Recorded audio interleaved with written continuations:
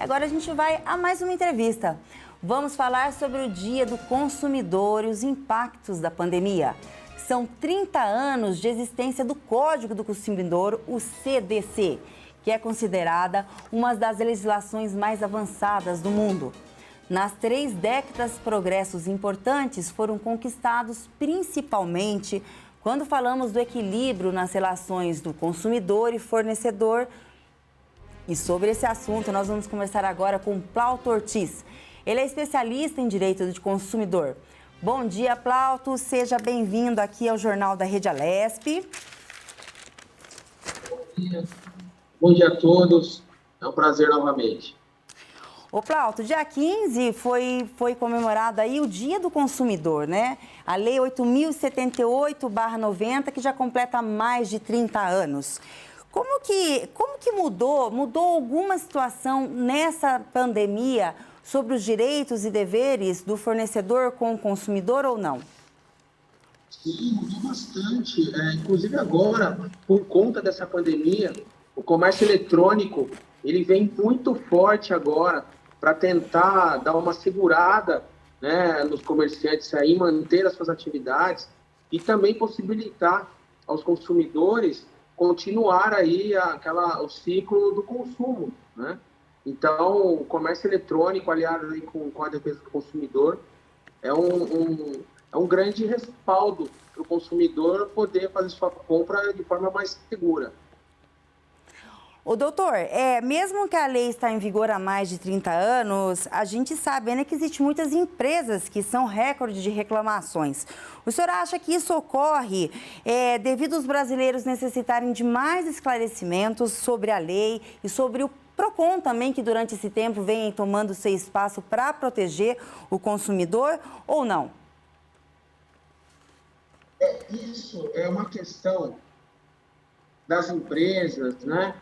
No seguinte sentido, hoje em dia, tudo que vem da rede social é uma ferramenta de informação muito útil. Por exemplo, empresas com má reputação, ela já remete ao consumidor que ela não é honesta na sua relação de consumo, né?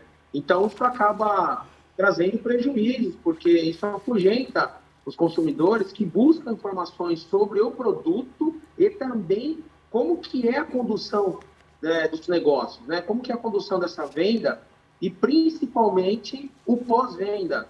Muitas empresas se preocupam muito em vender e se esquecem de dar assistência no pós-venda. E aí que está o ponto crucial dessa questão. Ora, o consumidor muitas vezes pensa, então eu sirvo somente para comprar. Se acontecer algum tipo de problema, eu sou abandonado nesse momento, então isso acaba trazendo prejuízo para a empresa e é realmente uma questão a ser muito debatida e dar muita atenção nisso aí. Doutor, a gente sabe que tem países mais desenvolvidos que esse que já tem o quê? Tribunais específicos para julgar problemas dos consumidores. O senhor acredita que o país, que o Brasil aqui, a médio e curto prazo, aí consiga também ter esse espaço na justiça diretamente voltada para o consumidor? Sim, já está mais do que na hora de ter aí uma justiça especializada. Por que eu falo isso? Porque o judiciário, ele também, infelizmente, ele colabora com parte desses malfeitos de algumas empresas. Por exemplo, a questão de um produto comprado não entregue. O consumidor pagou integralmente aquele produto e não teve entregue, né? Então, o que acontece? Isso pode caracterizar até um estelionato. Mas, infelizmente, o judiciário ele não vem combatendo eficazmente essas questões, como também a questão de dano moral. Se discute muito que a indústria do dano moral, ora, se o judiciário, dentro da sua força, ele punir exemplarmente aquela má empresa, certamente vai desenfrear aí, né, uma consciência maior sobre tratar o consumidor à altura como ele espera, como ele realmente merece. Doutor Ortiz, a gente sabe que o PROCON a cada dia também vem cada vez mais abrindo, facilitando o acesso a ele com denúncias. E com isso a gente tem a Lei do Consumidor e tem o PROCON. O senhor acha que com essa evolução também do PROCON, os fornecedores estão ficando mais intimidados aí de agir de má fé com o consumidor? Sim, do PROCON, né, dos PROCONs, na verdade, né, eles merecem também uma atenção redobrada aí dos governantes. Para quê? Para fazer um aparelhamento melhor, comprar mais carros para fiscalização, né, ter contratação de mais recursos humanos, para eficazmente fazer o quê? Fazer o trabalho preventivo, é o trabalho de orientação desses consumidores, não só dos consumidores, mas também do comerciante. Por exemplo, às vezes preços errados nas gôndolas, uma precificação que não ficou muito bem ali aclarada. Então, o PROCON ele exerce mais uma questão preventiva. Lógico, as questões que o PROCON não consegue resolver, elas acabam sendo judicializadas. Aí o consumidor, feito um processo administrativo lá no PROCON, ele pega essa documentação e ingressa no judiciário.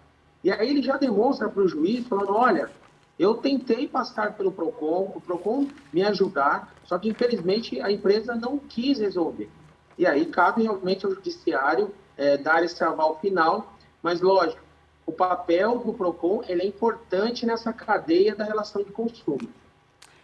Doutor Plauto, a gente está numa pandemia e nessa pandemia o que mais aumentou a venda foram de álcool em gel, né, e máscaras.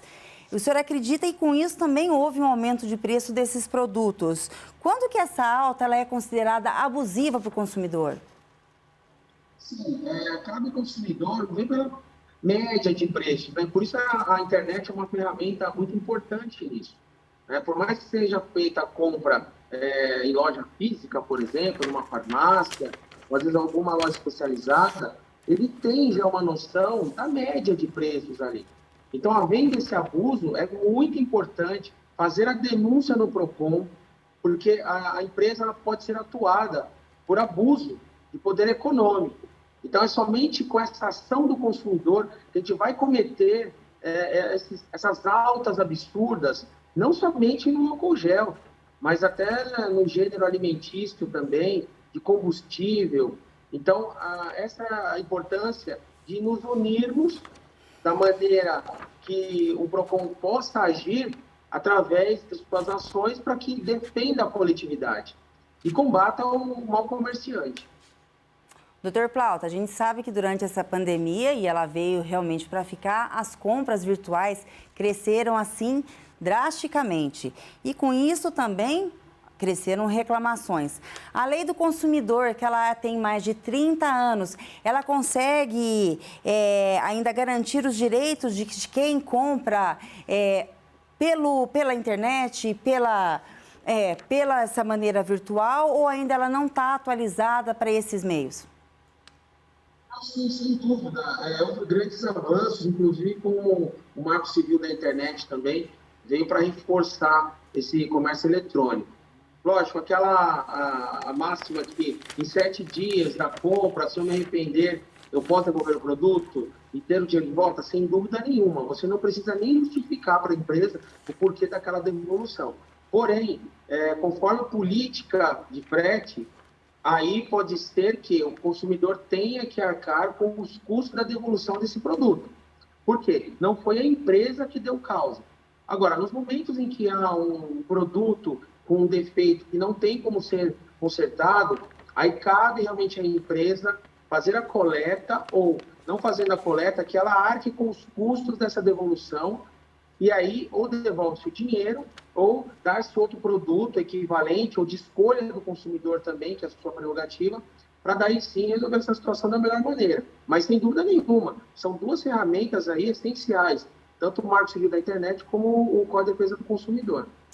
Aproveitando aí o gueixo do senhor que o senhor está explicando para a gente, inclusive nesse momento que a gente está em isolamento social, a gente até mercado a gente já faz pela internet. Dá mais dicas aqui para o telespectador, para quem está nos assistindo, como proceder também, caso venha um produto errado ou não venha o produto, aonde procurar, a quem recorrer, nesse momento que a gente está vivendo, doutor, por favor.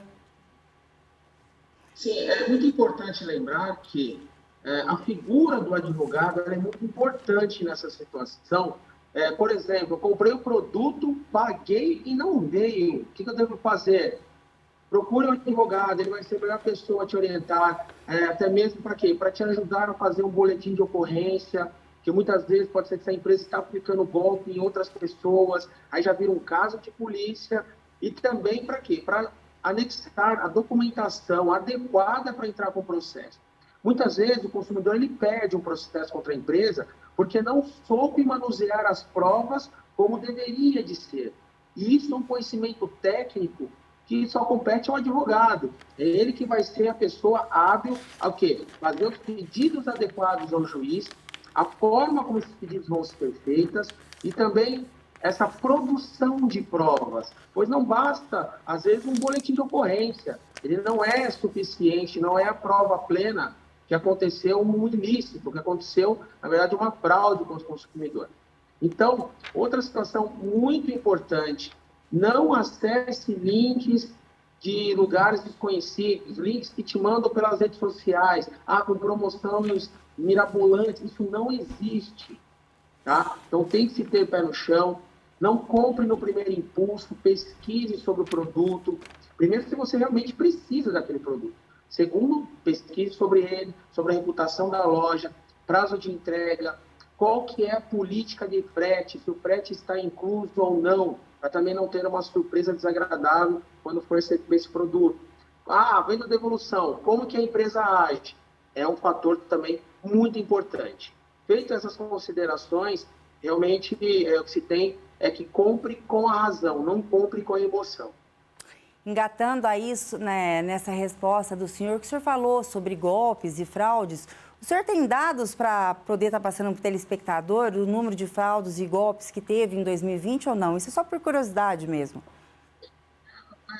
Normalmente houve um acréscimo aí por conta da pandemia e mais de 25% aí de problemas com compras em sites, né, de comércio eletrônico. Então, até mesmo por conta dessa falta ainda de habitualidade do consumidor em aderir definitivamente aí nas compras online. Doutor, acabamos de falar no começo da entrevista sobre também o papel do PROCON junto com a lei do consumidor. Como é que o PROCON ele consegue ajudar e fortalecer a lei para que ela seja cumprida? É importante dizer o seguinte, o PROCON ele precisa da ajuda do consumidor, em que sentido? Fazendo as denúncias. Não tenha essa concepção que, meu caso ele é só mais um, ele não é importante. Pelo contrário, ele é muito importante. Né? Essa semana, para termos uma base, a Agência Nacional de Saúde Suplementar, ela suspendeu 19 convênios de vender em novos planos. Por que isso? Foi uma demanda de denúncias, de várias denúncias com relação a abusos em planos de saúde, que foram de dados coletados até outubro do ano passado. E a ANS foi lá e acabou interrompendo essas vendas até se, ou seja, acabe com esses problemas. Então, veja a importância e a força que nós consumidores temos sim que denunciar. E aí, esse é o aval para o consumidor chegar até o PROCON, ir lá no estabelecimento, dar orientação, se for o caso, multar, né? E até mesmo a própria prerrogativa de fechar esse comércio. Doutor, a gente já está chegando às considerações finais, nosso tempo está acabando. O senhor poderia estar passando aí uma mensagem para quem está nos assistindo, como dicas para as pessoas se protegerem novamente aí dos golpes que estão crescendo, mas também estão sendo fiscalizados aí pelo PROCON juntamente com a Lei do Consumidor. Por favor. Sem dúvida. Lembrando, não compre à primeira vista. Pesquise efetivamente esse produto, veja qual a reputação da loja, veja os comentários daquele produto. Porque comentários, muitos comentários, às vezes, excessivamente otimistas ou pessimistas, vão te dar ali aquele termômetro sobre aquele produto. Será que eu realmente preciso dele? Veja em outras lojas, tem aplicativos que são os buscadores de preços, faça comparativo de preços. Às vezes é mais importante você aguardar alguns dias, ver se aquele valor teve uma diminuída. Então, feito isso, a sua compra com certeza vai ser muito mais segura e também você vê se cabe no seu orçamento, né? Porque depois a conta não vem barata. Então, para evitar um inadimplemento aí, né, deixar de pagar também o cartão de crédito é muito prejudicial. Os juros do cartão de crédito são altíssimos no Brasil. Isso acaba virando uma bola de neve. Então, veja quais são as suas prioridades para efetivamente efetuar uma compra. E lembrando, mais uma vez, não compre na emoção, compre com a razão. Dr. Plauto, muito obrigada pela entrevista. Tenha um bom dia. Juízo no bolso. O Jornal da Rede Alesp acabou de falar com o Dr. Plauto Ortiz, ele é especialista em direito do consumidor, falou sobre o dia 15 de março, que foi o Dia Mundial do Consumidor, e também deu dicas aí sobre a Lei 8.078 de 90, que já completou quase 30 anos, juntamente com o PROCON, que são meios aí de assegurar o nosso consumidor de compras através de fraudes de fornecedores que estão de má fé.